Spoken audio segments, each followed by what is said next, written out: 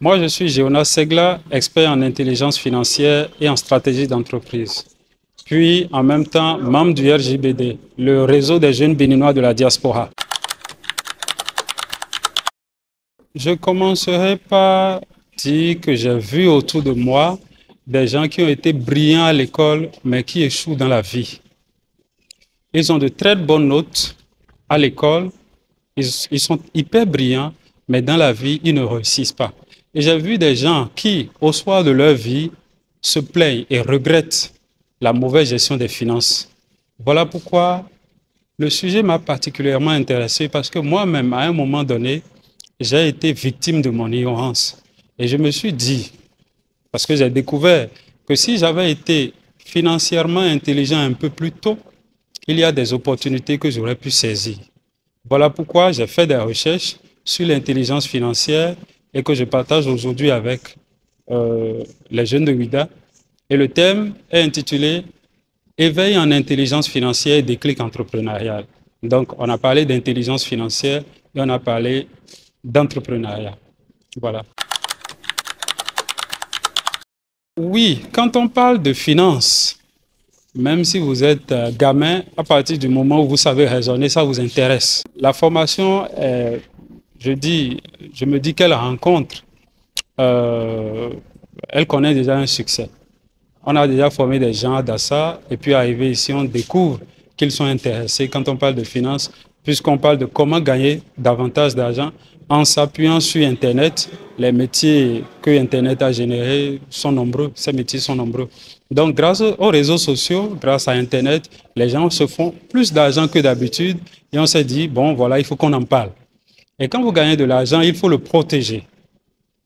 Si vous ne le protégez pas, il y a des prédateurs, il y a des gens autour de vous, il y a des gens qui sont prêts à vous arracher ce que vous avez. Donc, le deuxième élément que nous avons placé sous la rubrique d'intelligence financière, c'est la protection. Comment protéger son argent? Troisième élément, comment gérer son argent? Quatrième élément, comment faire fructifier son argent? Et cinquième élément, comment améliorer son information financière grâce au coworking et au networking. Voilà les éléments que nous avons développés dans le premier module. Les modules, il y en a deux. Dans le second module, parce qu'il y en a deux, dans le second module, on a parlé des principes de base en marketing. Comment faire une étude de marché, quels sont les éléments qu'il faut interroger quand on fait une étude de marché. Est-ce qu'il faut voir les forces et faiblesses du concurrent? Il faut connaître le marché, le client. Il faut d'abord bien cibler le client. Il faut voir ensuite s'il y a un fournisseur ou pas, connaître ses propres forces, ses faiblesses et ensuite savoir quelle stratégie adopter pour démarrer. Les stratégies de prix, ce sont des questions qui intéressent. Voilà ce que nous avons fait aujourd'hui avec les jeunes de WIDA. Il y a Jack Ma qui est, comment dire, l'homme le plus riche de Chine, en tout cas jusqu'à une période récente, je ne sais pas s'il est toujours, et qui dit que grâce à un ordinateur et une clé de connexion, c'est suffisant pour devenir riche.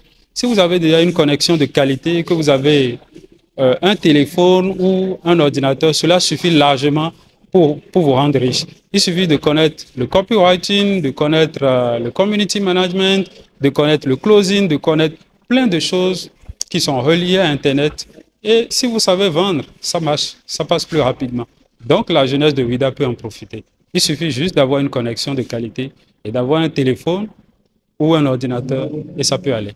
Cherchez à découvrir, cherchez à connaître et passer de la théorie à la pratique. Parce que le seul fait qui soit réellement rentable, c'est le passage à l'action. Si vous ne passez pas à l'action, il n'y a pas de résultat à attendre.